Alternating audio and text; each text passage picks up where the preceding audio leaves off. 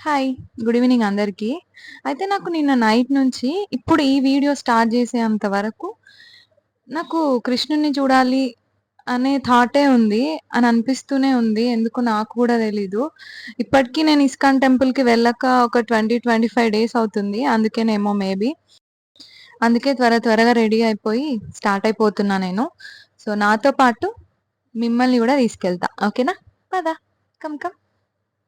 ఇక్కడ 2 ISKCON temples ఉన్నాయి. ఒకటి అబిడ్స్, ఒకటి సికింద్రాబాద్. నాకు సికింద్రాబాద్ దగ్గర ఉండే ఇస్కాన్ టెంపుల్ చాలా హార్ట్‌కి క్లోజ్ అన్నమాట. నేనెక్కువ అక్కడికే ఎళ్తా. అయితే నేను మీకొక చిన్న స్టోరీ చెప్తా కృష్ణుడి గురించి.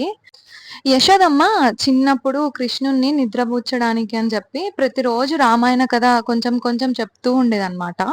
అలా ఒకరోజు కృష్ణుడిని నిద్రపుచ్చుదామని రామాయణం చెప్తూ రామచంద్రమూర్తి చాలా గొప్పవాడు. తన తండ్రి కోరిక మేరకు 14 సంవత్సరాలు వనవాసం చేయడానికి అడవికెళ్తాడు. అలా చెప్తూ కృష్ణుడిని చూస్తే కృష్ణుడు చిన్నగా ఇలా పడుకొనుంటాడు. హమ్మయ్య! కృష్ణుడు చిన్నగా నిద్రపోతున్నాడులే అని కథ చెప్తూ ఉంటది. అలా వెళ్ళినప్పుడు సీతాదేవిని అపహరించడానికి రాక్షసుడైన రావణాసురుడు వచ్చి సీతాదేవిని అపహరించుకొని తీసుకొని ఎళ్ళిపోతూ ఉంటాడు అని చెప్పగానే కృష్ణుడు సడెన్‌గా కళ్ళు తెరిచి లక్ష్మణ ఇలా ధనస్సు పట్టుకొని రా అని అంటాడు. ఉలిక్కిపడిన యశోదాదేవి ఇదేంటి కృష్ణుడు ధనస్సు పట్టుకొని రా అని అంటున్నాడు అని విచిత్రంగా చూస్తూ ఉంటే కృష్ణుడు విస్మయ చేసేసి వాళ్ళ అమ్మ ముందు దొంగ నవ్వు నవ్వి చిన్నగా మనసులో ఇది అయ్యో ఇది రామావతారం అప్పుడు కదా అని అనుకుంటాడు.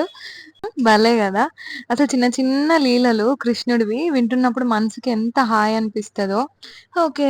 ఈరోజు ఇలా గడిచింది. నెక్స్ట్ వీడియోతో కలుద్దాం. ఎవరైనా సబ్స్క్రైబ్ చేసుకోకపోతే ప్లీజ్ సబ్స్క్రైబ్. బాయ్.